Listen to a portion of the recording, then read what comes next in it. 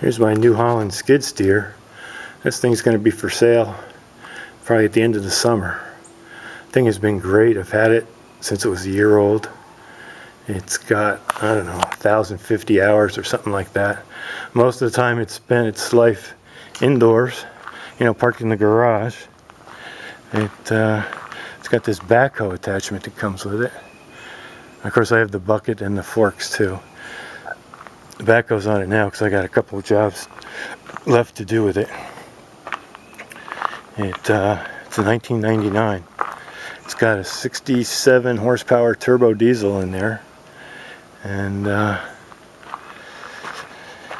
it's been a good tractor. I used it mostly for snow removal, and we don't get a whole heck of a lot of snow here, so it hasn't been too bad.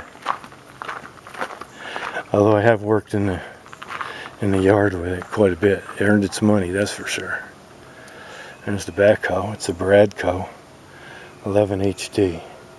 Thing is a heck of a backhoe. A couple little things about it. There's the auxiliary hydraulics. Hooking those up, you gotta play around with the hydraulic valve to release the pressure when you hook it up after a while. Gotta do that. Just keep working the handle a little bit to release the pressure. I guess that's pretty much the scoop. One little tricky thing about it is hooking up the auxiliary hydraulics. You can see where those hoses go. This floor here has to be down before you do it, otherwise you'll never get the floor down and you'll have a lot of trouble. And there's a latch right there that you gotta flick to lock in the safety auxiliary, I don't know what you would call it, fasteners. Anyway, that's like another $1,000 for that fastener system, but it sure makes it secure. Otherwise it just hooks on to the normal skid steer hookups. There's a little stairway to get up there. The thing is pretty powerful backhoe. It's got the 2-foot bucket on it now. You can see it hasn't got too much wear on it. There's my regular bucket. Oh no. Come on. Oh. And finally I got the zoom. I haven't used it in a while. There are the forks, and there's the regular bucket. I guess that's about the scoop with the tractor. I'll say when it's for sale. It's been a good one. Oh, it's got one little thing. This happens with a couple little things I figured out. I'll put this at the end. See, I don't have the cover on this side. It's in the garage. Because normally the battery sits down in the bottom there. And if the battery ever goes dead, it is a monster to jump start it. Because you gotta open the back door, lift up the hood part, and then go snaking down in there to reach the battery. You can see it down in there. And it's trouble without the cover off. So what I usually do, if the backhoe's not on it and the bucket's on it, is I stand the bucket up so that the arms are up so that you can just reach in there and jump start it if the battery goes dead.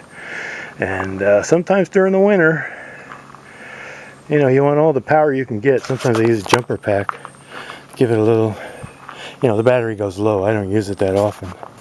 And that's a very helpful thing, to leave that hood off and the arms up. The other little thing, you see that thing there? That's where you put in the hydraulic oil. And one of the tricks on these New Hollands is that, see, this is a porous hood, so the water can go through it. And when the other hood is on, it's protected at least from the sides. But I put that cover on there because water can go in here, and the way it's set up, see, it has this groove, but sometimes water pools in there a little bit, and it's got this kind of a cork gasket in there that goes bad or soft or something. Anyway, water gets into the hydraulics, so anytime you see one of these New Hollands outdoors, there's a good chance it's got water in the hydraulic system.